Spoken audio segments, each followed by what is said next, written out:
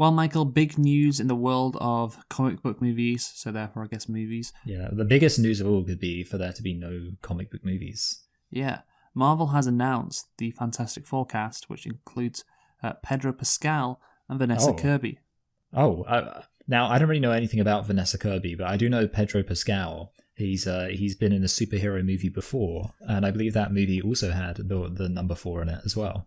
Yes, so the two actors will be joined by the Bear's Ibn Mos Bakrak. I don't know how to say that name, but I like that guy in The Bear. And Stranger Things breakout, Joseph Quinn. And Joseph Quinn, is he the Zionist guy? No, he's not the Zionist guy. Okay, no, this is good. There's a lot. I don't think the Zionist guy would be a good fit for Johnny Storm.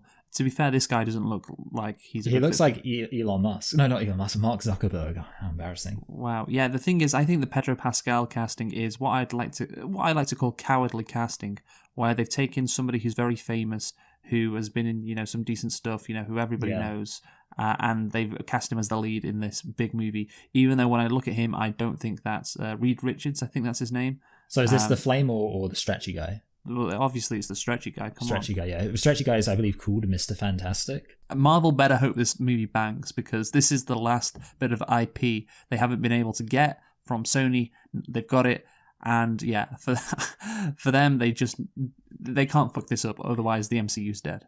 Yeah, well, they've got a really good track record when it comes to introducing new superhero teams to, that aren't the Avengers. Well, the Guardians of the Galaxy, to be fair. Oh, damn it. When will Marvel ever get it wrong?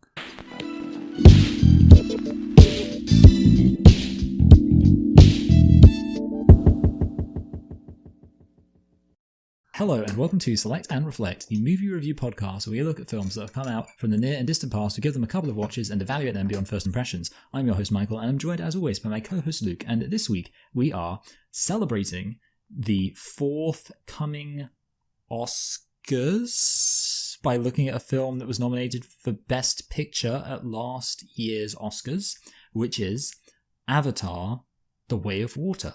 Oh, and also there's a new Avatar TV show coming out, which of course it's called Avatar, so it must be set in the same universe. So Luke, why don't you tell us a thing or two about Avatar: The Way of the Waterbenders? Yeah, it's interesting, of course, in this movie there's a lot of focus on water, like in the cartoon Avatar or The Last Airbender. Obviously, you have the four Book elements. One, yeah.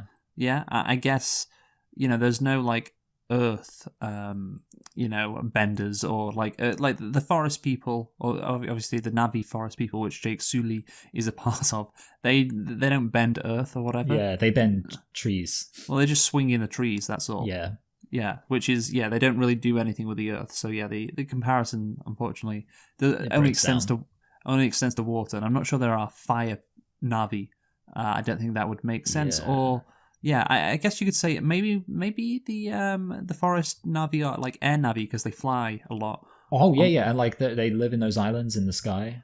Yeah, maybe. Anyway, so Avatar. Islands in the sky, that is who we are. Do you want to get this started or not? No. So Avatar: The Way of Water is a 2022 American epic science fiction film, co-produced and directed by James Cameron, who wrote the screenplay with Rick Jaffa and Amanda Silver, from a story the trio wrote with Josh Friedman and Shane Salerno.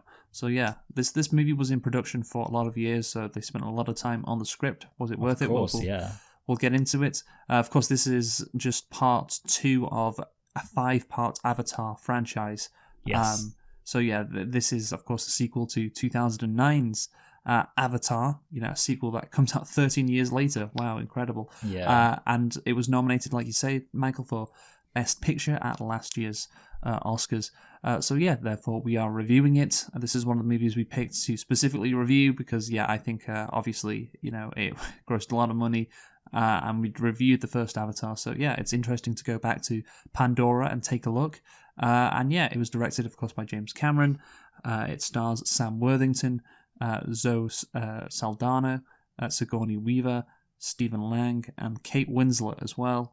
Among others, of course. It was released on December the 16th, 2022 in the United States. So, just over a year ago. And Michael, can you tell me what the budget was for Avatar: The Way of Water? Yeah, I can, because it was 300 million. Oh, it says here on Wikipedia 350 to. Oh, they're wrong. Yeah. To 460. That's the thing. All of these Avatar movies are being created at the same time by James Cameron. So I don't know how you specifically differentiate like one compared to the other. I guess it is possible. So yeah, 350 to 460. Maybe it's the most expensive movie of all time. But of course, all the effort being put into the visual effects will, of course, then translate. Or then you'll be able to put all those visual effects in the future. It's Avatar like an movies. investment. Exactly, it's an investment. So maybe it's not fair to say this movie, the budget was almost $500 million because this the movie next pays for itself. Yeah, well, the next movies will be a lot lower because, of course, they like James Cameron likes to do, he invested a lot of time and effort into making sure the visual effects were really good. So, Michael, can you tell me what the box office was for Avatar: The Way of Water? Now, do you remember how much the first movie grossed? Right. So, I guess the first movie did it make $2 billion? I guess so. Maybe. What do you mean you guess so, you idiot? It's the highest grossing I know movie it's of all time. Okay, see, I feel like we had this conversation last time. Yes, we did. I know it was the highest grossing movie of all time, but I always forget at what point or how much money was required at the time to, break that record. Well, only 1.8 billion was required, but of course it made 2.9 billion. 2.9 billion. Okay, so now that's an interesting thing, is it? So the first movie made $2.9 billion.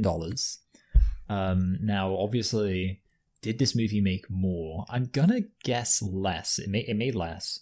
I just told you the original Avatar is the highest grossing movie of all time. What do you mean? Did it make more? Sorry. I see. Sorry, I thought, I'm not gonna lie, when you said the highest grossing, I kind of just assumed you meant like it was at the time the highest grossing. I didn't know that it meant it had never been supplanted. Of course, the Avengers Endgame movie did beat it. But then it was re-released. And then Avatar was re-released, and then it took the crown back off. See, I know some stuff. Okay, so... but yeah, obviously this movie didn't make more, because that would be silly. I mean, this is old hat. You know what? I'm going to say this movie made $2 billion. Okay, that is a fair guess, because the correct answer was $2.3 billion. I was thinking this was only going to make like $1.5 billion. Yeah. Which was still a lot, but I was like, do people really care about Avatar that much? Yeah. I think the main thing that kind of helped the movie out was the fact that it had been so long since the previous one that people were like, oh yeah, like the first one was a big deal, and it's like, well, it's been, over a decade. They've got it, there's got to be new stuff going on. What would be interesting is, I hope you're right that this movie alone pays for the whole thing, because I don't see any of the next movies being as successcul. Well, obviously, does something really incredible. The last one will be successful naturally. Yes. I mean, assuming people still like the movies, but 3 and 4, will they gross over 2 billion? I would say no, but then again, I thought this one wouldn't gross over 2 billion. So yeah, that'll be interesting to see. But anyway, Michael, did you like Avatar: The Way of Water? No. I think the main issue I have with this movie, if I were to condense it, because sometimes I like to do that, I like to have one central criticism, and for me it's that this movie made the world of Avatar seem so much smaller, so much more constricted, and consequently so much less interesting, because of course the big criticism of the original Avatar was like, well, the story's a bit basic, the story's a bit plain, but it opens up this whole new world. Now this movie, it obviously opens up a new dimension with the water stuff, but in terms of the plot, it's even more restricted, and obviously we'll get into exactly how it is. I just think this movie basically had all the same problems as the original, pretty much, in terms of it being simplistic and, the characters not being morally nuanced and blah, blah, blah. And then on top of that, it also didn't have the sense of discovering a new world. It was, if anything, just going, oh, okay, yeah, I guess they're like the same, but kind of watery. And yeah. So, no, yeah, I thought this movie was bad. It's one of those situations where I don't know if I'd necessarily say, like, you compare this to some of the real terrible movies we've reviewed, and it's obviously not in that league, but in terms of being what it is, or for being what it is, I would say that the movie is bad in that context. Okay, and you said yeah, so I guess you kind of agree? I'll say first and foremost, how much different did you expect the Water Navi to be? Because it's... That's the point. They have longer tails, their arms are different, they're like fucking flippers, aren't they? That's interesting, and of course they're paler as well, which makes sense because they're in the water a lot. Like they're a different race of Na'vi, and they like I'm I did not expect that to be a criticism of this movie. Like, oh, they didn't really expand on the world building. It's like, yeah, they definitely do expand on the world building. I've got other criticisms of this movie, but I'm like, I don't think I came away from this movie thinking, oh yeah, the world of Pandora is smaller. I'm like, well, these Na'vi seem a lot different to the other Na'vi. I imagine all the other Na'vi that live on Pandora. But I have other criticisms. I think a big one is the fact that I think this movie lacks focus. I think this movie really... Of course, there are, we went through before, there were quite a few writers, and there are a lot of new characters introduced into this movie. Yes. Of course, the kids of Neytiri and Jake Sully. You have Nekayem, whatever he's called. Don't forget Spider. Spider's the adopted kid, obviously. You have Took, I think that's what she's called, and you have Sigourney's Weave, Kiri, I think that's it. So yeah, those are the kids, and there's 4 of them, and obviously the little kid Took, she isn't like, there's not a lot of focus on her, but the other 3 get quite a bit of well, not the older son who dies, Netayem, whatever he's called. There's not a lot of focus on him, but there's quite a bit of focus on Loak and Kiri. And also, there's quite a bit of focus, of course, on Jake Sully as well. But I just found, I sat back and I thought, well, there's not really a main character in this movie. Yeah. And I don't think that's that great. Of course, you can have epic science fiction or adventure movies without a main character. I think of course, the Star Wars movies or the Lord of the Rings movies. But the fact is that, I don't know, there's not a narrative focus. There's not a narrative thrust. These characters are just kind of hanging out in this water Na'vi tribe doing shit, and it does feel like a bit unfocused and not like movies. This is the difference between movies and TV shows. I believe the fundamental difference. Movies have to have a narrative thrust going, and for a large section of this movie, there isn't really a narrative thrust. And I'm not saying it's bad to see these scenes with Loak and Kiri. I'm just like, it doesn't really mesh together well. As a movie. And I think obviously the beginning is focused, the end is focused, because you've got the kids are being hunted by Quaritch, and once they get to the Water Tribe, then it gets some focus. And then at the end, of course, you have the big battle. Obviously, there's a lot of there's a narrative thrust there naturally, but yeah, it's just in the middle, man. It's just not as good. And you can you compare it to the first Avatar. Very simple, very obvious narrative thrust, very obvious story going on. Yes. This is not that. So I don't think it's as good because of that. Yeah. I think it gets stuck in a reverse Goldilocks zone where you can have like a very simple story, or you can have like a story that kind of feels really complex in a way that's exciting just because of the sheer complexity of it. I feel like this movie falls somewhere in the middle where it's kind of like obviously many aspects of the plot are very simplistic, like it being a simple kind of revenge narrative, which we'll get into all that kind of stuff. So there's many aspects which are simplistic, but then obviously it's not so focused that you can clearly tell who it's about, and that's kind of what I feel. Like I feel like it's almost like this movie could have gone either way, in terms of it could have been about this massive, expansive war and, the politics of everything going on really ramping up, or it could have been a very specific story about this family. It kind of got stuck in the middle for me, and that's like the worst thing that could have happened to it. Yeah.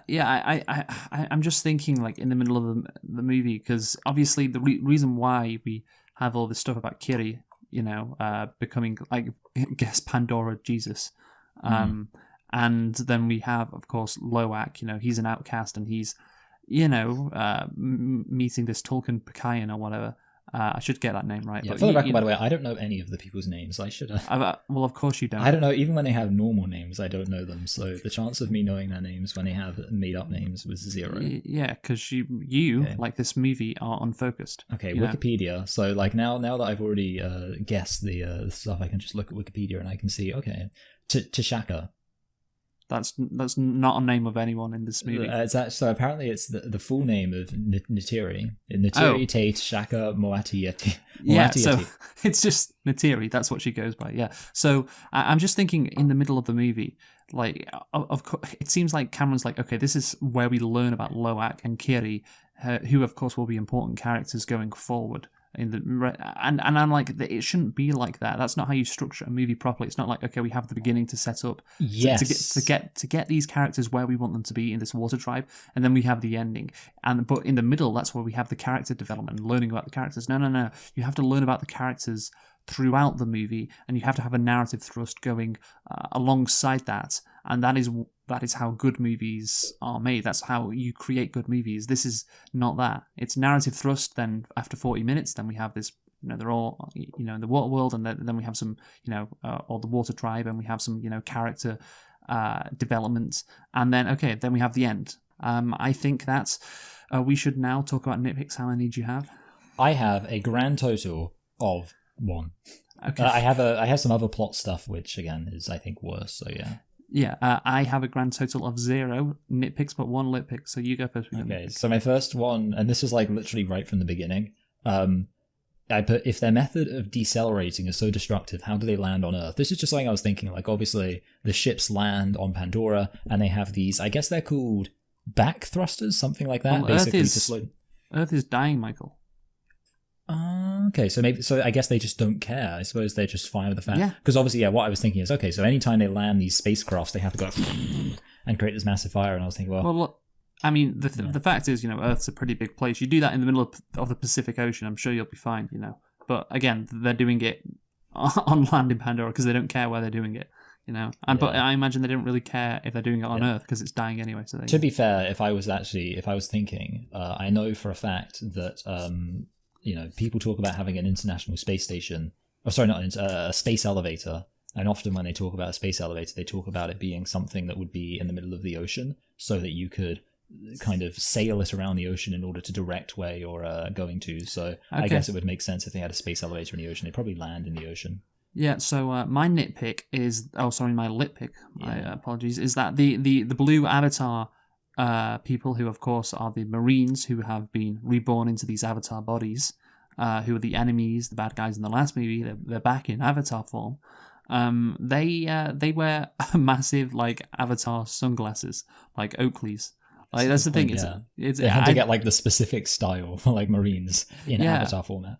That's the thing, because Cameron, he knows what he's doing with these avatars. He's with these Marines, he's mocking them, kind of, with their clothing. And even when they're 9-foot avatars, they still have to wear these stupid Oakleys, Oakley sunglasses that these kind of people in real life wear. And even when they're a 9-foot blue cat person, they have to put these Oakleys on. So I like that. I just hope the final conclusion is that all the Avatar die because they've got cataracts or something, and then the Marines end up winning because they're like, well, we value the importance of protecting from the UV rays. Yeah, and of course, there's a bigger theme there, which is, of course, the fact that humanity has wants to steal Pandora, and they're also stealing these Avatar bodies as well. They're just stealing their skin, humanity steals everything from these natives, and that's what happens when you colonize a place, and they're literally stealing themselves. They're stealing the Na'vi. When I was watching Keeping Up with the Kardashians, Chloe came out and she was wearing, I think it was Chloe, I get Chloe and Courtney, I think it was Chloe, was wearing a Native American headdress, which some people might say is controversial. Yes. Anyway, let's get into the plot now. So, set more than a decade after the events of the first film, Avatar: The Way of Water begins to tell the story of the Sully family, Jake, Neytiri, and their kids, the trouble that follows them, the lengths they go to keep each other safe, the battles they fight to stay alive, and the tragedies they endure. Again, I can't remember where I got that description. Maybe it was from Wikipedia, actually. But the point is, that it's just it's just shit that happens to this family because they have been hunted by Quaritch. And again, it's hard to maybe, because it's a very simple plot, and it's, of course, the first Avatar, you had this character development with Jake Sully, which you can imagine that would take 2.5 hours. I can imagine that. Of course, we watched the movie. I don't think the length was a problem, and this movie, again, I wouldn't say the length is an issue necessarily. Yeah, I was surprised actually. This movie didn't really feel its length to me. Yeah, but that's the thing. If you just have a bunch of shit happening to these characters throughout a 3-hour runtime, again, I just don't think that's the best in terms of watching a movie. So you're expecting something to happen through it. It's the same issue with the fucking Last Jedi, that movie, which again, one of the reasons why I don't like it is because it just there this is just not a lot happens in that movie, honestly. And just not a lot happens in this movie for large swathes of it, because it's you have to have this period, I guess, when nothing happens, because if it's just Quaritch just constantly chasing Jake Sully and his kids, then then that could get pretty tiring after a while. Yeah. And even in this movie, like, how many times does he kidnap his kids? Like, he does it like 3 times. Yeah. Yeah, it's like, well, he wants Jake Sully's kids, so Jake Sully surrenders. So you can only really, that's the only card you can play, and so it happens 3 times. I guess this is why nothing has to happen in the middle of the movie, why there isn't this good plot, because the idea that Cameron had for this movie just isn't conducive, I guess, to an interesting 3-hour plot. Do you understand what I'm saying? Yeah, I do, and I agree. I think the idea that he didn't really know what he was doing, or he just wanted to introduce something to set up for later, I agree with. Yeah, absolutely. I wanted to say that I disliked, and I wonder if you'll disagree with this, I disliked the way they started off with the narration. I kind of feel like, in a way, I guess what bothered me about it is it suggested a lack of faith in this film, the original Avatar, that was very successful. And I know that it's like a joke that everyone saw Avatar, but then no one remembers it. But I would think you'd want to shy away from that. So I kind of didn't like the way that it's like quite a protracted narration at the beginning, which sort of just felt like it was catching us up in a way which I didn't like. I stand by my opinion that I would say it suggested, and maybe you disagree with this motivation, but a lack of confidence, just being like expecting we need to be reintroduced to this world. It's like, no, come on, James, you've created this world, just drop us into it. Don't have this whole and then I did this, and I came to this place to destroy these people, but I became a friend of them. Now I have a wife and kids, blah, blah, blah. Shut up, Sully. Well, he's a simple guy, Jake Sully. So you keep calling him Sully. You're really committed to, you just want to integrate. You've gone native. That's his name. Like, it's accurate. The bad guys call him Sully. The good guys. The Na'vi call him Sully. I don't know if the whole Na'vi. I know his wife Neytiri does. So that's what I'm doing. As like, if he wants his name to be pronounced like that, I assume he does, because he's part of the Na'vi now. I do know, like, it is pronounced Sully, properly, but hey, I like that from Cameron, that his name is pronounced differently by the Na'vi. Anyway, so the film invokes, Michael, themes of environmentalism and settler colonialism. Yeah, I mean, you really did start off going into the plot, which I'm fine with you doing. It was a decent point you made, but I just want to say this as well, because obviously in the first Avatar, there was a lot of themes, and we talked about those themes, and environmentalism. Like, this movie, deals with some of those themes as well. Yes. But, of course, we already went through that in the first Avatar. That's the thing, yeah. In terms of themes, it arguably doesn't introduce anything new. I wrote on the subject of themes, something I wrote was, I wrote this a bit in jest. I wrote, Luke is probably going to like it because it portrays a US military operation in a negative light. I just know that a lot of the time we like movies when they portray the US as bad. Yeah, I mean, the US is bad, but this movie does the same thing again. So you're not getting, like, extra points from me for that. Yeah. I've already seen it, so you got to give me something new. You got to give me something more. There is one big theme in this movie, by the way, which wasn't in the first one, which is whether you should, run away or whether you should fight. That is the.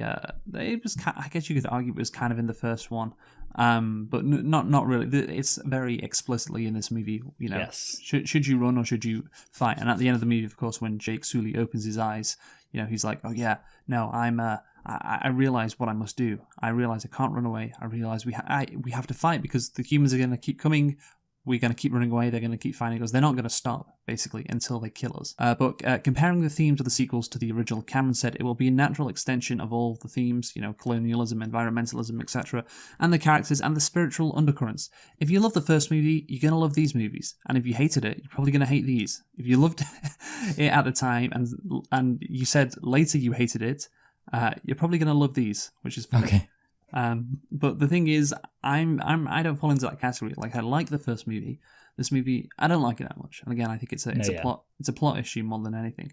But yeah, just to cover our bases, saying Yeah. yes, we know there's the themes of The only like environmental- new thing it also introduced, I'd say, is kind of hunting. But even then, I don't know if you could say it's a theme because it's just like, oh, they go hunting. Like that's always, I feel like there's always that aspect of distinguishing between, like sometimes there can be a theme in a movie and it just means that a plot point happens where that thing is represented, and then of course there's the other more appreciable thing of there being something introduced and the movie clearly has some kind of statement it's making or broader exploration about that topic. And obviously when it comes to the environmentalism thing and things like that, it doesn't really have anything, or certainly nothing original, even just in general, but also not original compared to the first film. But yeah, and to be honest, like obviously settler colonialism being bad is something which is pretty easy to say. Having said that, of course, there are lots of movies where that's not fully presented, but it's not like some novel groundbreaking thing. So yeah, overall themes. I would say in the first movie, in terms of in a big blockbuster movie, explicitly, and this is the point I made, but the fact is you're not getting any credit for me from putting it in this movie because you've already done happened. It. That's going to be the case in the next 3 Avatar movies as well. Yeah. Our reviews just going to get shorter and shorter as we keep saying, well, they already did this. Yeah. So 16 years after the Na'vi repelled the RDA, the Resources Development Administration, from Pandora, Jake Sully lives as chief of the Ometakaya and raises his family with Neytiri. The RDA, now led by Francis Ardmore, returns to colonize Pandora. And it's interesting that... Well, do you remember the reason she gave, Michael, for the RDA coming back to Pandora to colonize it again? I don't remember. I mean, so this was like at the beginning of the movie. Yeah, and she's talking to Quaritch. The beginning of the movie feels like a long time ago because the movie is quite long. You got to pay attention. I know you have difficulty doing that, but you got to pay attention because this is crucial. Because of course she says that we have a greater mission now on Pandora. The RDA isn't just mining. Forget mining. Oh, it's settling. We want to settle. Yeah, she says the Earth is dying, and therefore Pandora is going to be humanity's new home. That's essentially what she's saying, she literally says that, and yeah, I think that's an interesting escalation. Of course, the key to sequels being good is an escalation of some kind, so that is a nice escalation. The thing is, though, the Na'vi don't know that, which is something like that Jake Sully isn't aware of that, like that. Yes, and that he has to find that out in some dramatic way. That would have been better, honestly. I'm with you on that. Like and again, it goes back to really my main issue with the film, which is just that the plot didn't feel like it had the same expansive stakes, because obviously they introduced that aspect, and I do remember it now, that that they're going to settle Earth, but in a way, but I don't really. I'm just getting into the settler mindset already. That's good. But Palestine. Anyway? But in a way, I don't blame myself for forgetting it, because of course the movie isn't about them colonizing and settling Earth. So yeah, I guess that is Pandora. By the way, you said Earth again. I don't know why I keep doing that. But you are right. Again, you should have caught it, because of course we're like reviewing the movie. But you're right. The movie does kind of forget that point. And I think, that line is put it, well, why are these guys back, in Pandora? Like, they tried to mine the unobtainium, they failed. They go, why spend all this money, all this resources going back? Well, it has to be an even greater, reason, a greater mission, as the colonel or the general says. And yeah, it's to colonize Pandora now and make it, humanity's new home.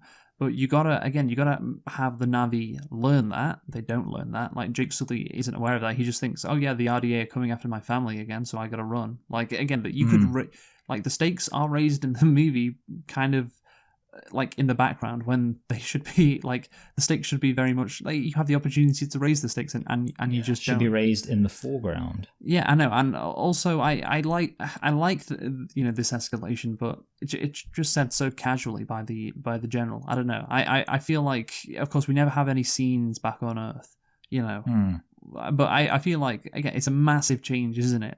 Like, oh yeah, we're just here for mining. No, this is going to be humanity's new home. Wait, what? That's so I don't know.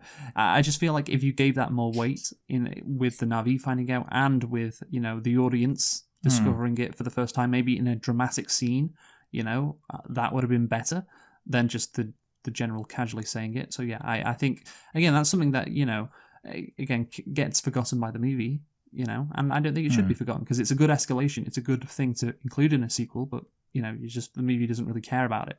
So yeah, that is an issue. Why is Quaritch back, Michael? Because it's bad.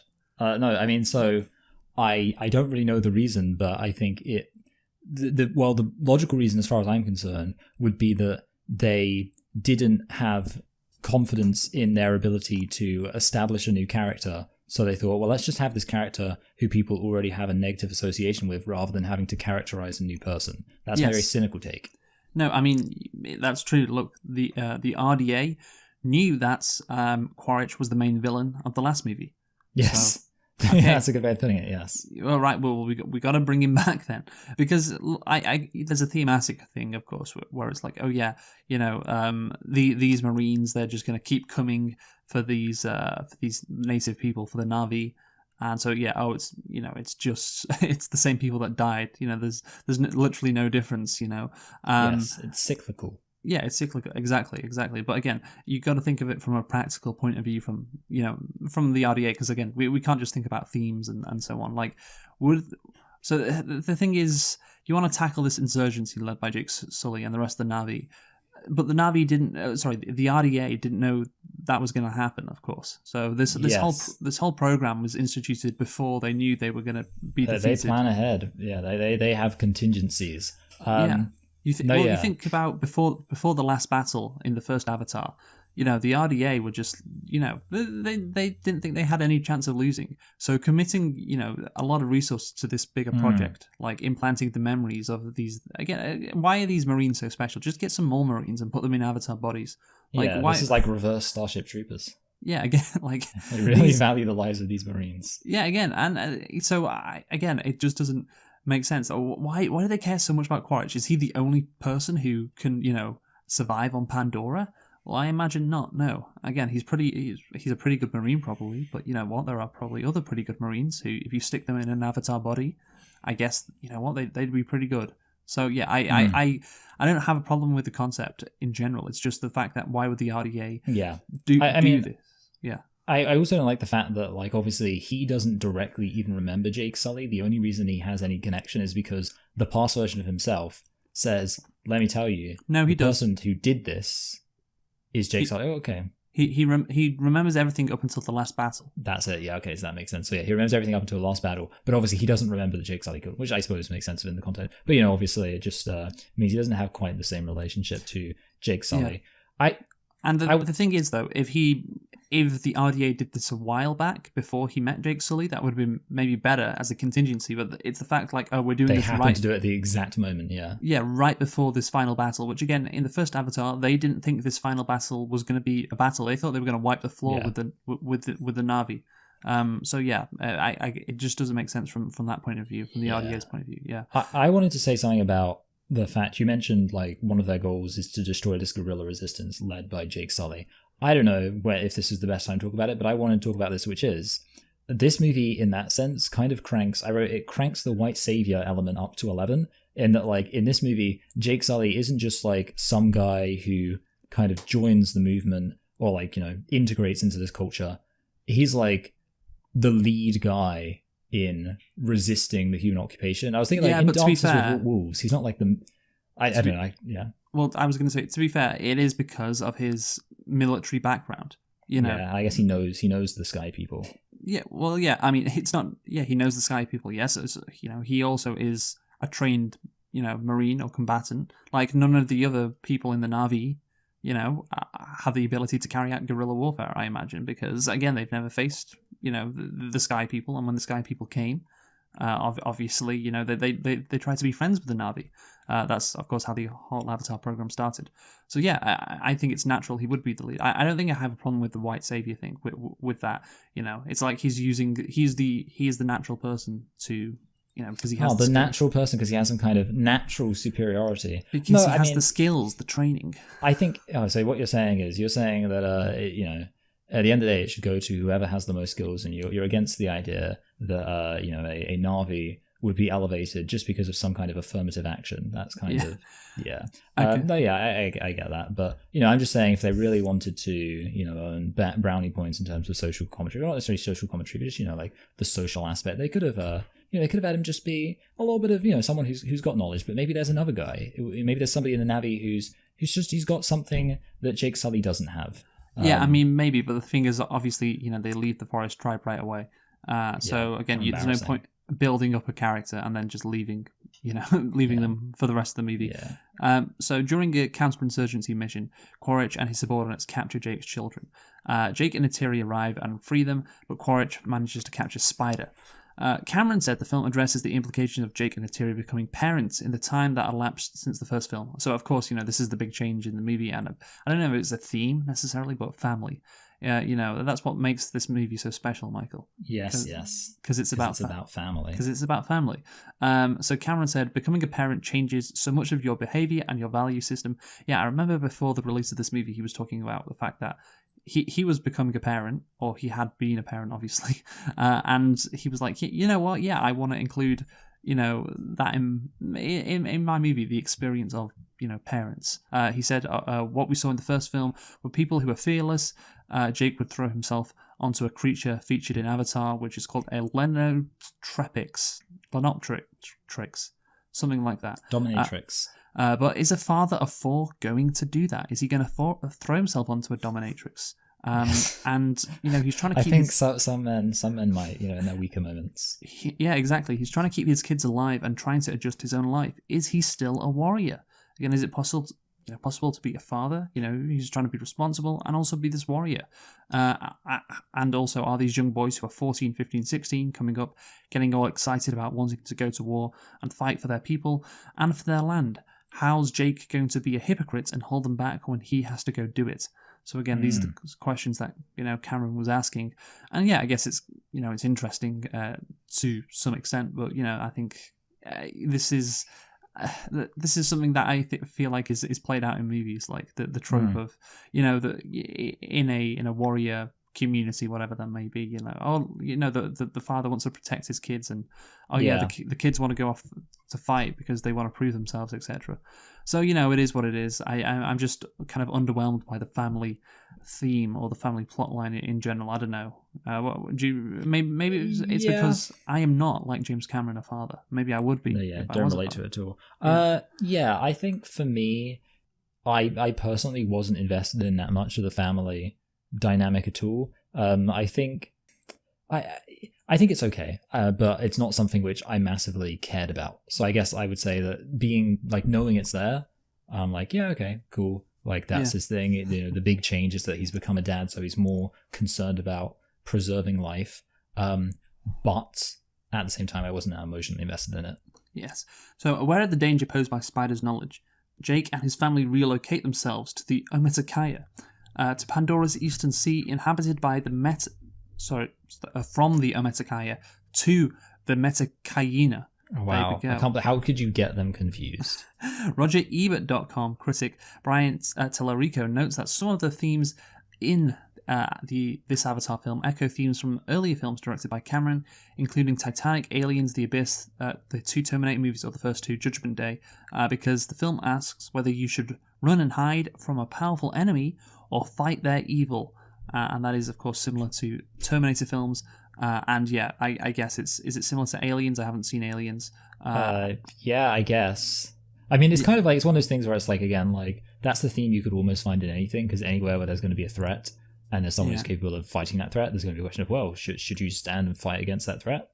Yeah, but I guess, for instance, in the first Alien, which I have seen, the threat is kind of just sneaking up on people and killing them, and there isn't that question that is posed. So not in every movie where there is a threat, that question isn't always posed, but this question is explicitly posed in this movie. And of course, at first, Jake decides, yeah, we're going to run. We're going to run to the Water Tribe. That's what we're going to do. Obviously, at the end of the movie, then he realizes, no, we're not going to run anymore. That's not what's happening. So there, Kiri develops a spiritual bond with the sea. Jake and Neytiri assist Chief Tomawari and his wife Ronal. That's not a great name. Or is it Ronal? It's just one letter off Ronald, which No, I'm not sure that's a great name for an Avatar wife or a Na'vi wife. While Loak befriends, oh Michael, I will give you £1 million if you tell me the name of the chief's daughter. You know, the one that Loak likes. Okay, the chief's daughter that Loak likes, daughter. You know, oh, you're looking at on Wikipedia. Tuktiri Te Soli Naturi. That's a different one, isn't it? Oh wait, is it this one? Go on. Sireya? Yes. I think you may have been looking that up, so I'm not going to give you the £1 million. Oh, damn it. Okay. Yeah, Sireya. Like, I couldn't tell you. Do you like when she first appears out of the water, by the way?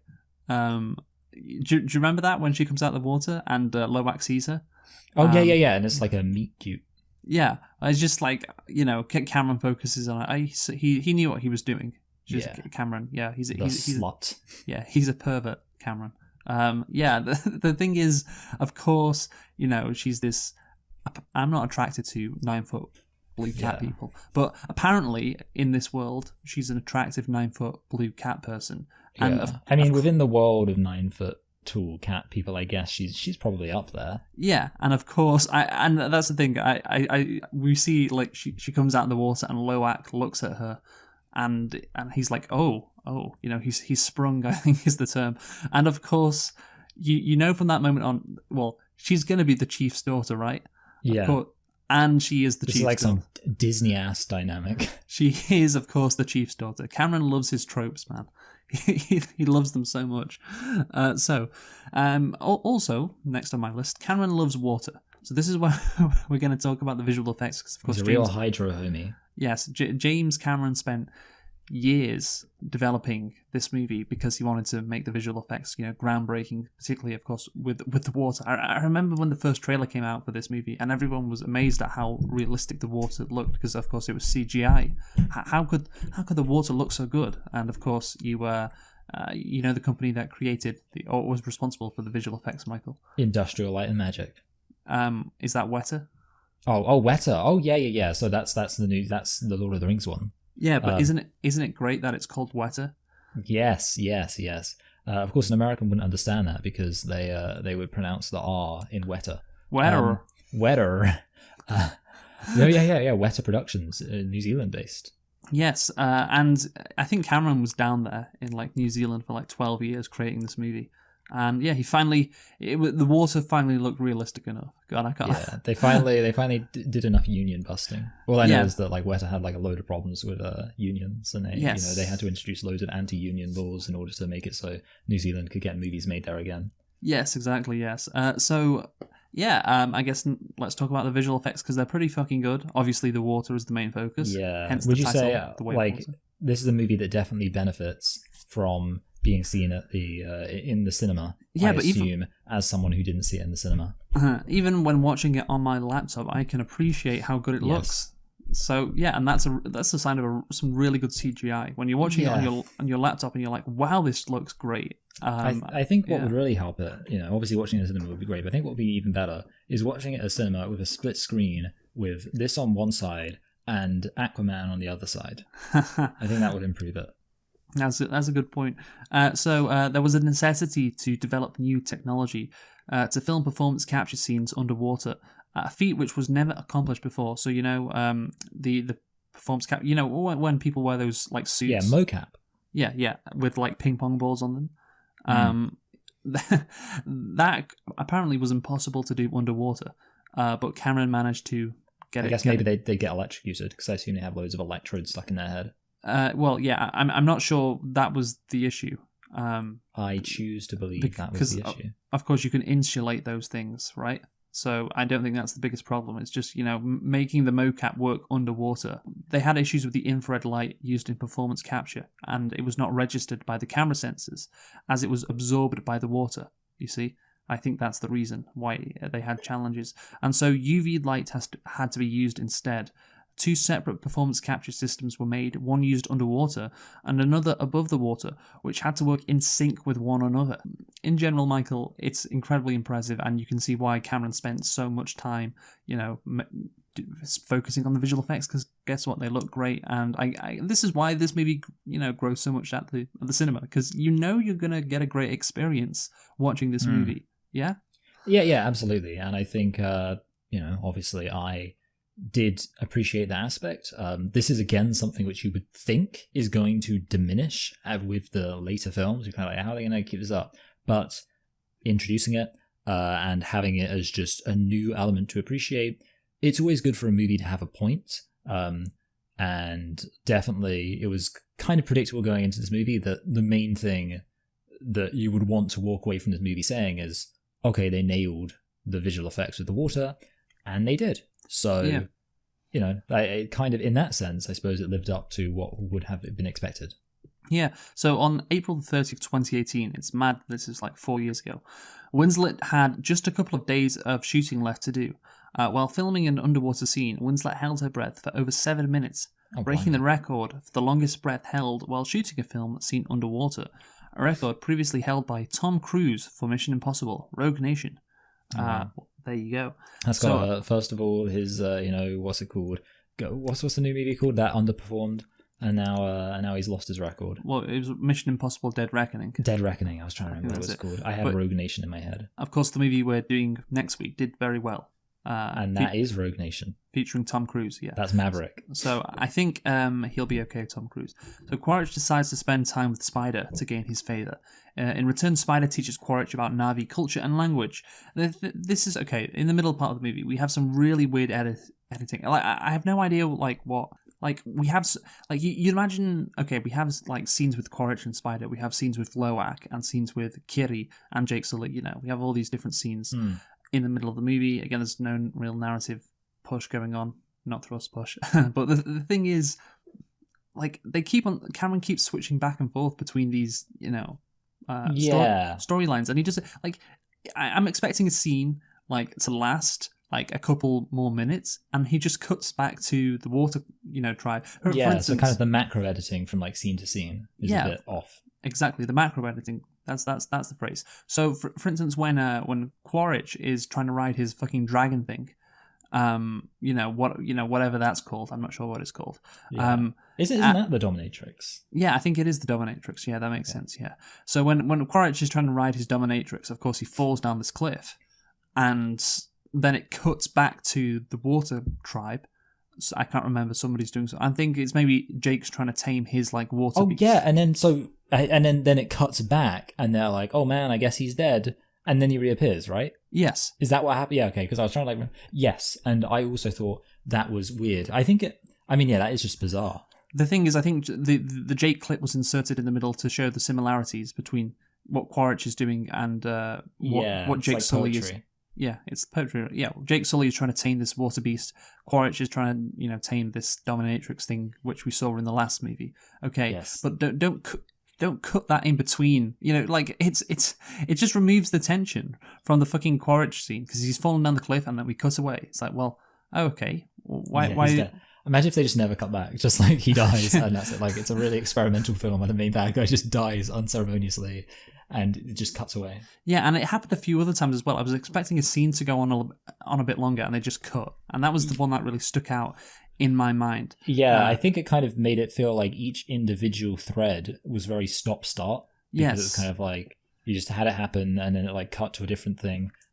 So not only do I think the middle of the movie lacks this narrative thrust, but also I think it's not edited or it's not executed very well, when the characters are just milling around doing stuff, they're all milling around, when they're, flying water beasts or whatever. It's insane. The RDA soldiers are doing something and then we cut quite quickly back to the water tribe. Ironically, it feels like we don't get a chance to breathe, with the scene. Yeah. And, I think, there needs to be a better flow, I guess, ironically, because, water flows, whatever. Yeah, there's a lot of good puns happening here. Yeah. That is an issue with the middle of this movie. I don't think it's edited well, honestly. And I feel like that is something that, again, so James Cameron was apparently pissed that he didn't get nominated for Best Director at the Oscars.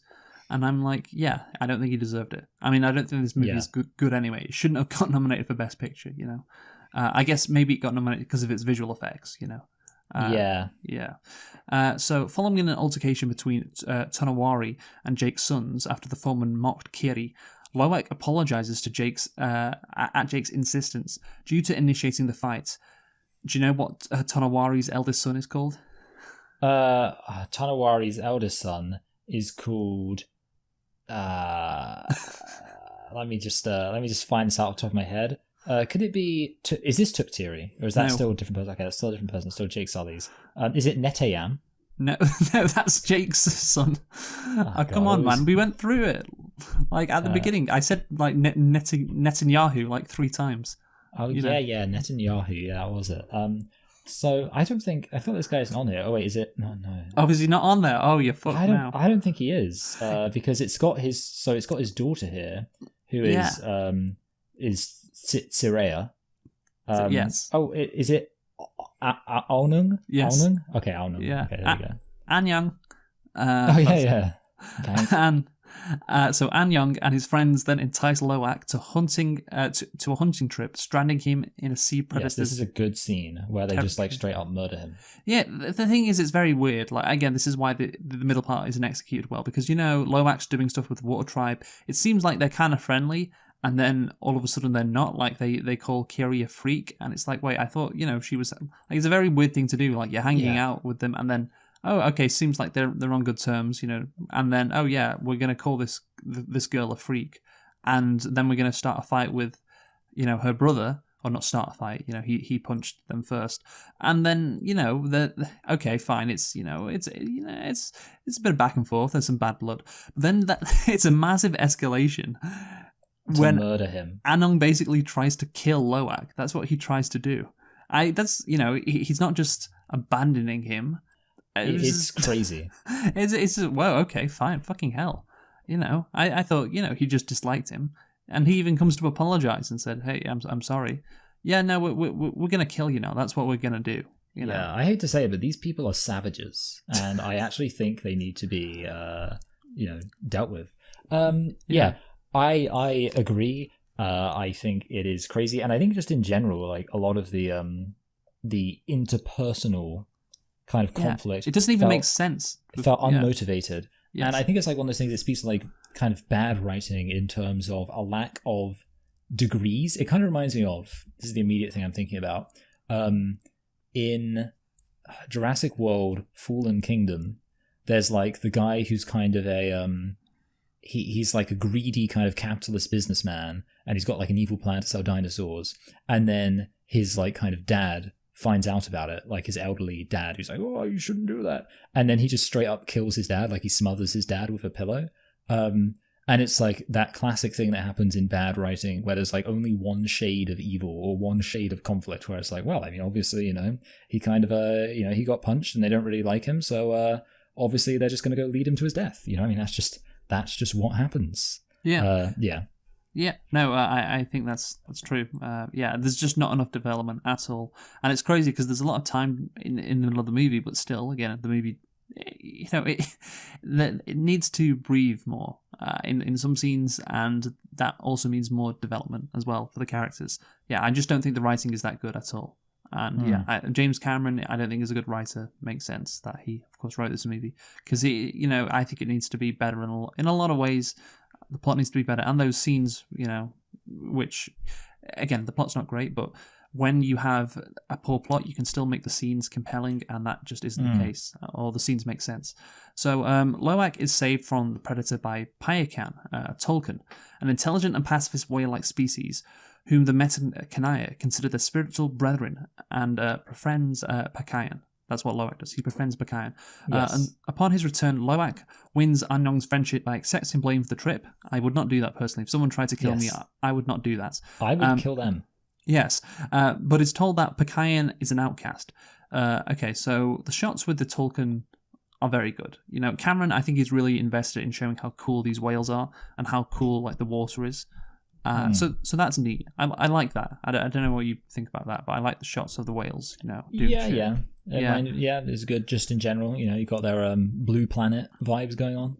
Yeah, that's a good point. So Loak mentally links with Pikayan and learns he was cast out because he attacked human whalers who killed his mother, resulting in many Tulkun casualties.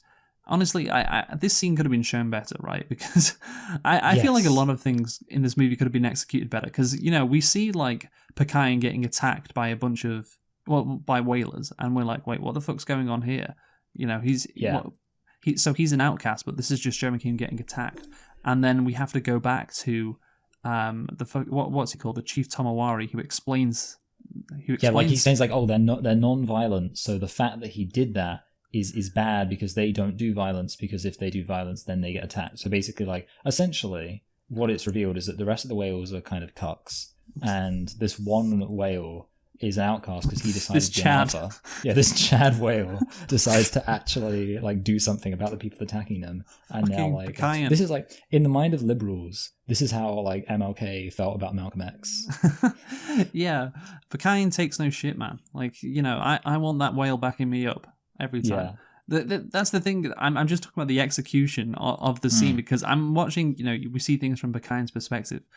He's getting a lot of whales killed, but we don't know that at the time. I just think, oh yeah, whalers are attacking them, and then it needs to be explained by Chief Tomawari. Like that should have all been explained in that scene. And I'm just like, that's, again, it's just not executed in the scene where Loak sees the flashback. It should have been explained that he shouldn't need to talk to Chief Tomawari about that. I don't know. I was just like, that's just bad movie making, honestly.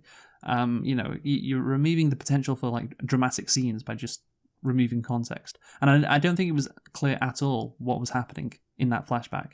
In terms of I agree. Like, I also was kind of like, hold on a minute. So, like, yeah, basically waiting to find out from the guy, oh wait, the reason why this is a problem is because we have they had these values where they didn't want to kill people, so it's bad that he killed them because then they got them killed. It's not only that though. That's a good point. It's not only that. It's like, I didn't know from that scene that Pikayan was leading an attack. Oh yeah, that's another good point. Yeah, on the whalers, I just thought he and his other Tulkun were getting attacked. But anyway. And then, he led an attack. Okay, well, that wasn't clear in that flashback. You need to do a better job of showing that. So later, Kiri links to the met Kayena's spirit tree and meets Grace in a vision, but suffers a seizure. The thing is, this should be a big deal. Well, I think Kiri becoming like Pandora Jesus, yes, should be a big deal. It feels like that should be the main focus. It's like a side quest. Yeah, exactly. Like, it feels like that needs to be an A plot and not a side story. And this is, again, one of the issues with all this shit happening in the middle of the movie. You're trying to do, we introduced a Loak's character, and also we're introduced to, we see Loak's character developing, we see Kiri's character developing, but I'm looking at this and thinking, wait, if she is becoming, the Jesus of Pandora, surely that she should be the main character in the movie, because that seems like a pretty big fucking deal. Yeah. I don't care about Loak, not becoming an outcast, or Loak finding himself. That's fine, but this person, if you're going down this, storyline, fucking Kiri should be the main character of this movie. And again, this movie doesn't have a main character. It's not Jake Sully. It's not Loak. It's not Kiri. But I feel like in terms of the rankings, Kiri's like maybe third on that list. I don't know what. Yeah. No, I absolutely agree. Like, I don't think she's the main person. She doesn't really get. I mean, all three of the kids are pretty equal, but definitely I think the younger son is the highest one up there. Yeah, I agree. I think that you would think she'd be more of a big deal. Yeah, just with that storyline. Like, if you're making her Pandora Jesus, therefore she has to be the main character. I don't know, that's what it feels like. And again, I think that's the issue with creating like these three movies at once and planning ahead, because you don't treat things like a standalone movie then, or you don't treat plot lines like a standalone movie, because it's like, oh yeah, no, she'll be a big character, maybe she'll be the main character in the next movie. But it's like, if you're making her, this person who can talk, what's that fucking mother thing, Awa, Awa, yeah, she can feel Awa like Jesus can feel God, basically. And it's like, oh yeah, it's epilepsy. No, it's not epilepsy. She actually has these religious visions. again, it's just she's very speaking in tongues. unsatisfying, because Cameron's like, well, we can give her give her a couple of scenes to show she's going to become at one with Iowa or the Jesus of Pandora, because we're gonna develop that more in the next few movies. But it's like unsatisfying to see clearly such a big storyline just be relegated to the sidelines in this movie. So bringing Spider with him, Quaritch joins forces with the RDA's marine operations led by Captain Mick Scoresby and commandeers a whaling vessel hunting Tulkins.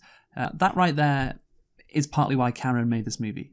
You can see how distressed, of course, Spider and the scientist are watching, the Tulkun die, and the audience, I think, has to feel the same way. And again, this is propaganda basically against whaling. It's anti-whaling propaganda, which again I agree with. And this is Moby Dick with people said like Dance with Wolves was the first one. This one's just Moby Dick. Yeah, and it just shows what can happen with whaling and how brutal humans can be. How little they take from the Tolkien that they killed. Well, that's the other thing. Like, I like how they do introduce a new Unobtainian. Yeah. The other thing, I was kind of interested. I wrote this down as like, you could say this is a nitpick. I don't know if it is, because I think like this is just something which I felt they could have explored, because it's kind of, this is another example of the movie feeling very unfocused, and of course, it's something unfocused that's likely to be underdeveloped. And I think it's fair to say, introducing this new thing that stops aging seems like a massive thing. But one thing I wrote that they could have explored is, I said, if there's something that exists that stops human aging, wouldn't they try to synthesize it? Because it's like, obviously, with, for example, rubber, which is, I think we can all agree, much less important than immortality.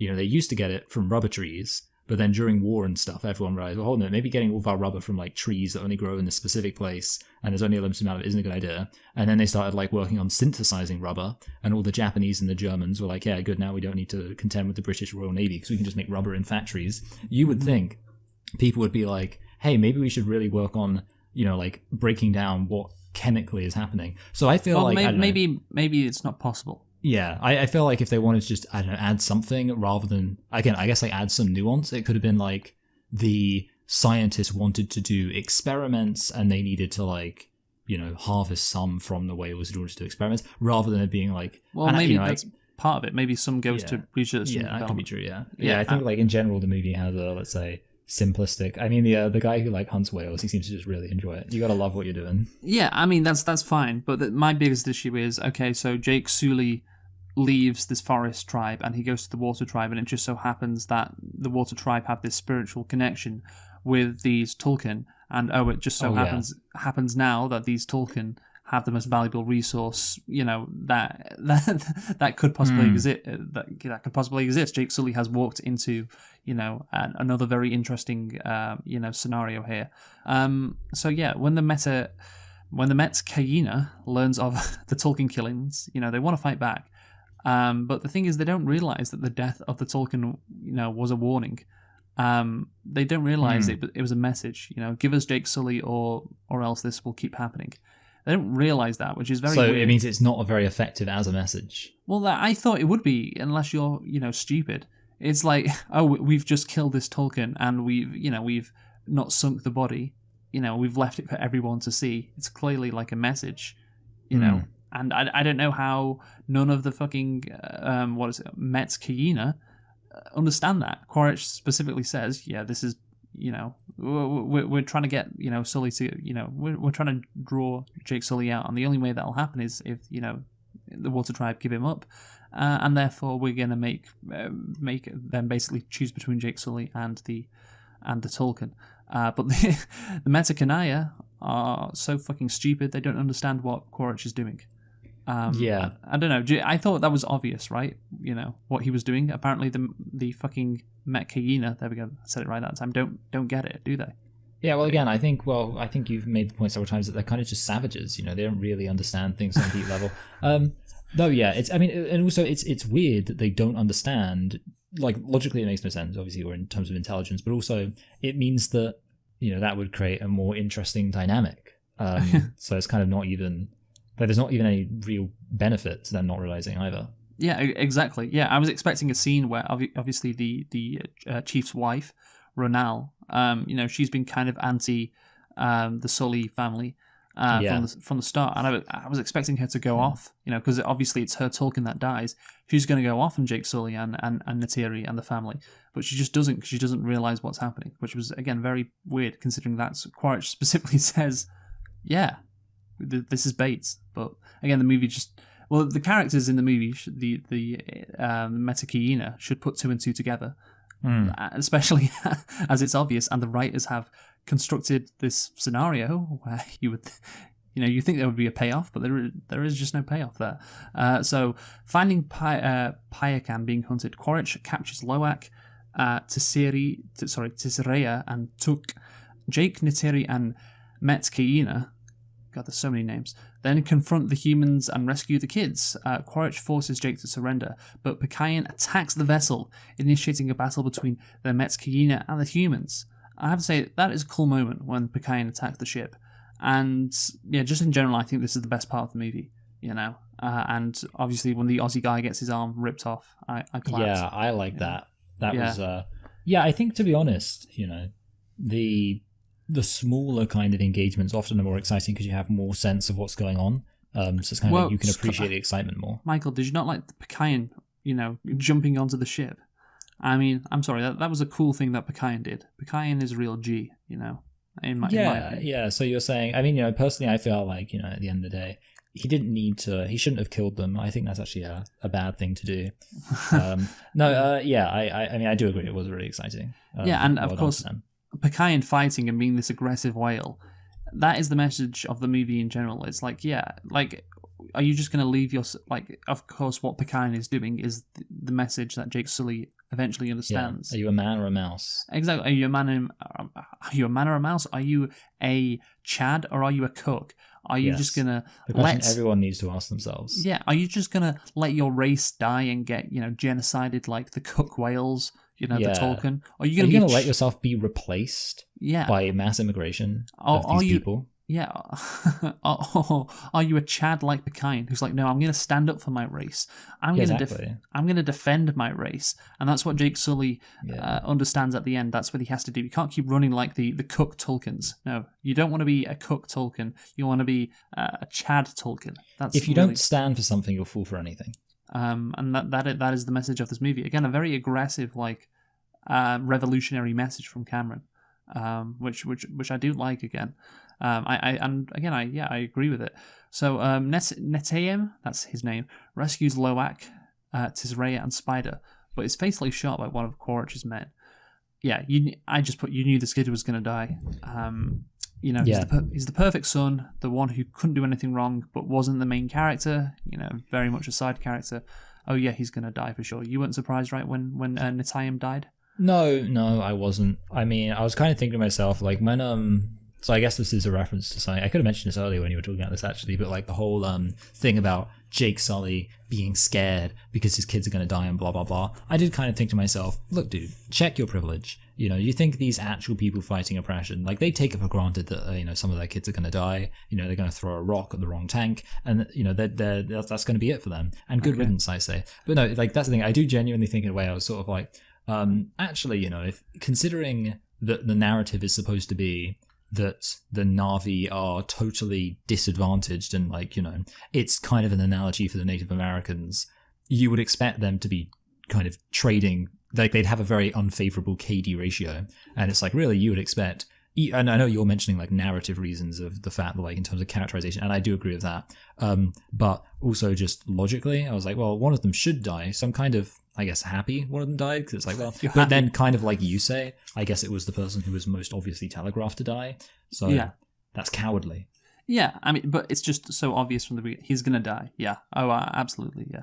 So, traumatized by Netanyahu. Also, he's the oldest, and, old people, oh, yeah. Yeah, you don't want to have your little kid die. The perfect son, the oldest son. Yeah, exactly, yeah. He was gone from the word go. So, traumatized by Netanyahu's death. Oh, sorry. Netayam. So, I already made that joke. I know. Jake and Neytiri resolve to save their daughters, who are recaptured. Jake faces Quaritch, who holds Kiri hostage, the third time he's held one of Jake's kids hostage. Yes. Also, just as an aside, this guy doesn't know how holding a hostage works, and that the trick is, what you're supposed to do is say, hey, if you even try to come against me, I'm going to kill your kid. The thing is, instead, he's just like, hey, I've got this kid hostage, but he never seems to be at any real risk of actually killing the kid. So it's kind of like, well, what's even the point in holding her hostage? Because I guess, like, Jake's just free to come and take her back, and he's not... Like, there should be, like, a moment where it's like... Because, when he was, like, planning out, like, oh, how do I get, onto the ship and blah, blah, blah, and, how am I going to handle this? And I was thinking, okay, because obviously he's got to come up with a plan because, as soon as... What's the guy's name? Batarek? What's the name of the... Oh my god, I'm not even... You've been saying it weird the whole time, and, like, literally every single time... I haven't been saying it weird the whole time. Well, you haven't been saying it weird, but you've been saying it... I want to find out his actual name because, okay, Quaritch. That's what I've been saying the whole time. What the fuck are you talking You've been saying about? Well, sorry. I mean, I suppose you're not saying it weird. It's just his name is weird. His name sounds like that's an entirely name. Different thing, isn't it? I just realized his name's Colonel Miles Quaritch. Miles literally means like warrior. It's derived from the same word as like. I'm sorry, militant. I'm still pissed with you implying that I said Quaritch's name wrong. Anyway, which is his fucking. I've just been saying his name. It's not my fault. Cameron is a weirdo. Quaritch. So Mr. Quaritch. Like basically he doesn't seem to have any plan to actually at any point follow through on killing his hostages, so it's basically he might as well not have the hostages. He's just like, yeah, I've got this hostage, but you can just like come and try and take the hostage back. So well, he does tell him to put his handcuffs on, so yeah, I mean, when things get a bit crazy in the battle, but Jake was coming to surrender when he had a lot of leverage, before the battle began. So I'm okay with that, basically. But the real issue I have with the fight at the end is, of course, you have the Metakina, fighting all the RDA people. And at the end, in the last, 15 minutes, where have all the Metakina gone? It's just the chief's daughter, Tizerea. She's the only Metakina there. Where are they all gone? There was 100 of them, and they've all it's just the Sullys at the end. Yeah, well, this is.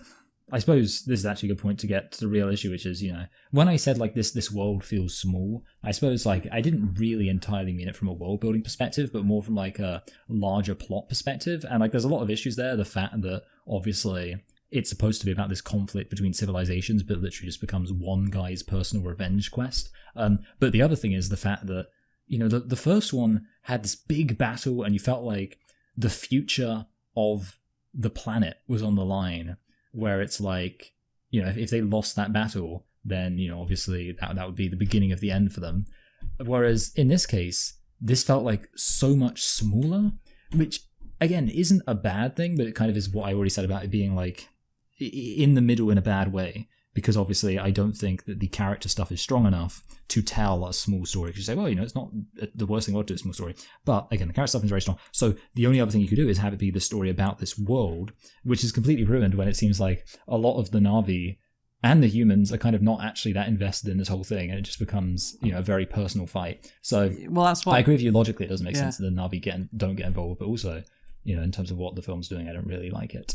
Yeah, I guess so. Again, Cameron wants to make, the Sullys the center of this conflict, but it's just so unrealistic how, there's nobody from the other clan is there at the end. That should definitely not be the case. That's all I was thinking really at the end. It's so what's happened to the rest of the, Metakina clan? Have they all just died? Well, no, they were there at the end, of course. They accept Sully. Yeah, they're just hanging out on the sidelines. Yeah, it feels like that's what they were doing. Wait until this is done. Yeah. So obviously Neytiri, by the way, does this same thing with Spider, almost kills him. Oh, yeah, that's crazy, yeah. Yeah, I don't know, just this bitch seems kind of crazy, I don't know. I know, her son's just died, but, your daughter, especially Kiri, really likes Spider. I don't know, I wouldn't do that. And maybe she was just bluffing. I guess, that was the only thing I could conclude. I guess she must be bluffing. Yeah, but yeah, I'm... it's clear Neytiri doesn't really like Spider, but that is something that's going to come up in the next movie probably. That's something that's interesting that we'll see. I think be fleshed out more. But yeah, I don't know. Just again, you talk about the Na'vi being savages. I don't know. It's it's not good. I think when one of the main heroes, apparent of this tribe, the what they call the Onmetakaya, is apparently a bit of a child murderer. Yeah, is okay with killing an innocent kid who has been helping them, by the way, this entire fucking time. Yeah.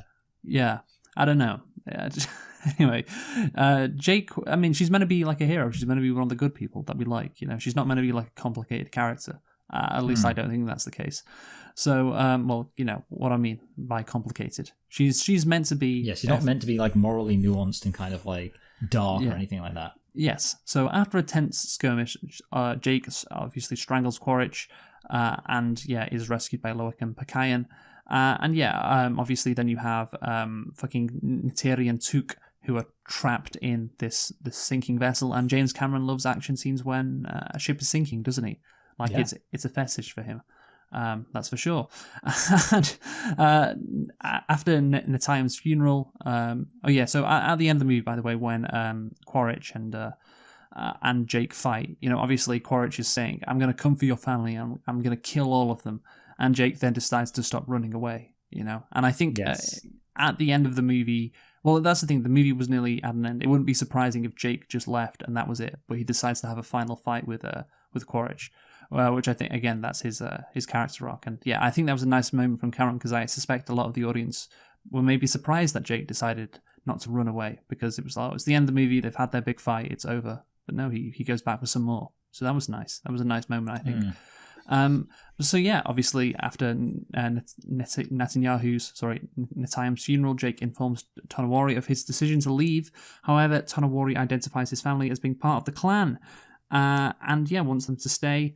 And basically, Jake is like, we've got to resume our campaign against the RDA. We've got to fight them. Yeah, and you got to be like Pakayan. Basically, you got to fight or be killed, become extinct. That's the message. Yeah, really like an aggressive message from Cameron, which I like. So that's it. Do you want to conclude first, Michael? Yes, I do. So the main issue with this film, I think, is that ultimately, kind of as I said from the beginning, it doesn't add too much to the story, apart from some technological stuff, and in many ways it does feel like a step backwards. I do think that obviously there was some change with the world building, they introduced new stuff, but compared to how much was introduced in the original, which I suppose is kind of obvious because it was the first one, but still, the reality is I think that there wasn't anything I was like, oh, that's crazy. It was kind of like, okay, what are the Na'vi like who are by the sea? Oh, they kind of are slightly aquatic, and also they live by the sea. There was nothing that felt kind of otherworldly, and obviously, the big issue with Avatar, like I say, is that it's introducing this new world, but the plot was pretty simplistic. If this film was going to be impressive, it would have had to break away from that and try to introduce a more interesting plot, which it really failed to do. In fact, like I said, it was a step backwards, because I think the plot being more singularly focused on this one guy's revenge quest, it just wasn't very good. The main thing you have to give it credit for, really, is the special effects. Everything else about this movie doesn't really have a point. There's stuff that's fine, but special effects. So I'm gonna give it a high 4. Just because, like I said, I don't think the movie justifies its own existence, which I think is quite a important hurdle to clear. I think the movie is fine justifying its own existence by having them go to the War Tribe. I think it's different enough, like I said before at the start, it's different enough, and you can still create some, interesting dynamics with the differences between, the family and this new Water Tribe, etc. I think that this movie again suffers from poor narrative thrust. There you go. I said it. It's poor execution. I think the ending is decent. There's still so many elements which I just thought were poor. The visual effects, of course, is not one of those things. I like the theme overall that was instilled by Cameron in this movie, but still it was rather disappointing compared to the first movie. I can't remember what I gave the first movie. I think from my recollection, I think you rated it pretty high. I gave it an 8 out of 10. Yeah. This is quite a bit worse, so I think I'm going to give it a 5.5 or a 6 out of 10. I'll go with the 5.5. I think that's fair. Maybe I could rate it to a 6 if I was being generous. But anyway, what are we doing next week, Michael? Next week we are doing a Top Gun Maverick. Was that nominated for Best Picture? Yeah, all of these. Yeah, movies. it was. Yeah, it was. And that's considered that's one of those things they do sometimes where they nominate a popular movie. Like Barbie. Anyway, join us next week for Top Gun Maverick. Who have you been, Michael? I've been Michael. I've been Luke. Thanks for listening, and I really like water now. Goodbye. Goodbye.